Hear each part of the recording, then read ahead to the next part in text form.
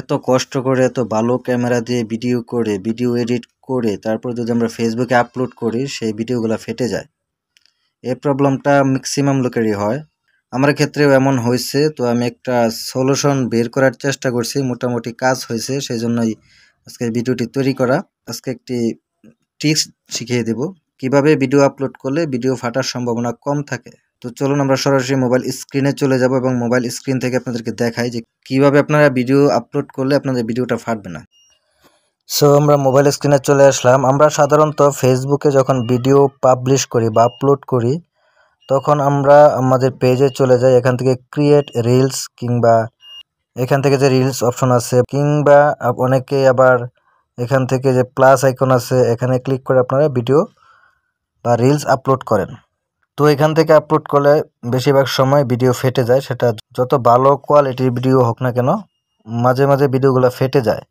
তো তার জন্য আমরা একটা কাজ করব, আপনারা সবাই আপনাদের মোবাইলের গুগল ক্রোম ব্রাউজারে চলে যাবেন। ক্রোম ব্রাউজারে আসার পরে এখানে আপনারা ফেসবুকটা লগ ইন করে নেবেন।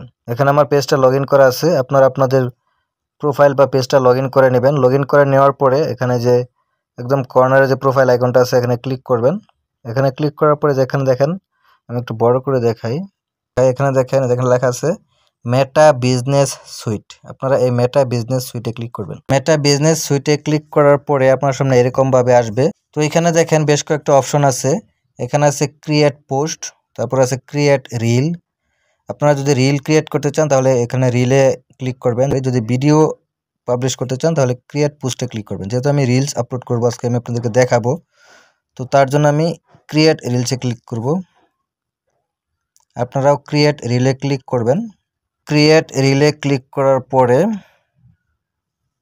একটু বড় করি, এখানে দেখেন লেখা আছে মিডিয়া অ্যাড ভিডিও। এখানে আপনার ভিডিওটা অ্যাড আনবেন, এখানে ক্লিক করবেন অ্যাড ভিডিওতে। তারপর এখান থেকে আপনার ভিডিওটা সিলেক্ট করবেন, আমি আমার ভিডিওটা সিলেক্ট করে দিচ্ছি। তারপর ডানে ক্লিক করবেন।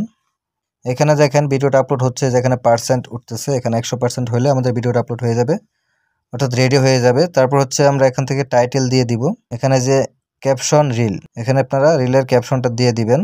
এখানে আমি আমার রিলের ক্যাপশনটা দিয়ে দিই। ক্যাপশনটা দেওয়ার পরে এখানে আপনারা বেশ কিছু হ্যাশট্যাগ দিবেন। আপনারা নর্মালি যেভাবে পোস্ট করেন সেভাবেই করবেন, এখানে হ্যাশট্যাগুলো দিবেন। এখানে আমি ফানি, তারপর হচ্ছে কমেডি, যেহেতু একটা কমেডি ভিডিও, তারপর হচ্ছে রিলস, তারপর হচ্ছে আপনারা এভাবে হ্যাশট্যাগুলো দিয়ে দিবেন, ফেসবুক রিলস, কমেডি ভিডিও,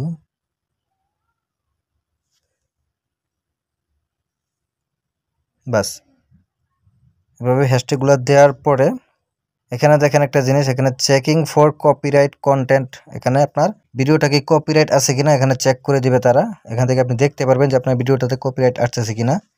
তো এটা ফিল আপ হইতে থাক। তারপর এখানে আরেকটা বিষয় হচ্ছে আমরা বিভিন্ন থাম্বনেল এড করি আমাদের ভিডিওর সামনে কোন জিনিসটা আমরা দেখাবো। তো এখানে লেখা আছে থাম্বনেল, এখান থেকে আপনি সবকিছু খুব সুন্দরভাবে সেট করতে পারবেন। এখানে আপনার যে থাম্বনেলটা পছন্দ হয় সেই থাম্বনেলটা আপনি ক্লিক করে দিবেন। এখানে সবকিছু হয়ে গেলে এখানে দেখেন নিচের দিকে আছে নেক্সট বাটনে ক্লিক করবেন। তারপর এখানে কিছু করতে হবে না, আবার নেক্সটে ক্লিক করবেন। ওকে, এখন যদি এখানে আপনি শিডিউল করতে চান, এটা আমি একটু বড় করি, উপরের দিকে নিয়ে যাই।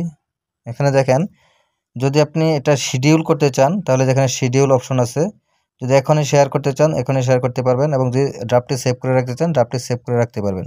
তো আমরা এটা শিডিউল করব না, যদি আপনি চান শিডিউল করে রাখতে পারেন। এখানে অনেক কিছু দেখাবে, এখানে আছে আর্ন মানি, অর্থাৎ আপনি এই ভিডিওটা থেকে কিছু ইনকাম করতে পারবেন কিনা। এখানে দেখাচ্ছে যে স্টার থেকে আমরা এখানে ইনকাম করতে পারবো। তারপর হচ্ছে এখানে তেমন কিছু নাই, জাস্ট আপনি এখানে শিডিউল করতে পারবেন, আর যদি পারেন এগুলো পড়ে নেবেন। আর যদি আপনি পাবলিশ করে দিতে চান তাহলে এখানে শেয়ারে ক্লিক করবেন। এখানে নিচের দিকে দেখেন শেয়ার অপশন আছে, এখানে শেয়ারে ক্লিক করে দিবেন, তাহলে আপনার ভিডিওটা পাবলিশড হয়ে যাবে। এবং এভাবে যদি আপনি ভিডিও পাবলিশ করেন তাহলে মোটামুটি আমি বলতে পারি আগে যদি আপনার ভিডিওগুলো ফেটে যেত তাহলে এই সমস্যাটা অনেকাংশেই সমাধান হয়ে যাবে, ভিডিও সহজে ফাটবে না যদি আপনার ক্যামেরা রেজুলেশন মোটামুটি ভালো থাকে।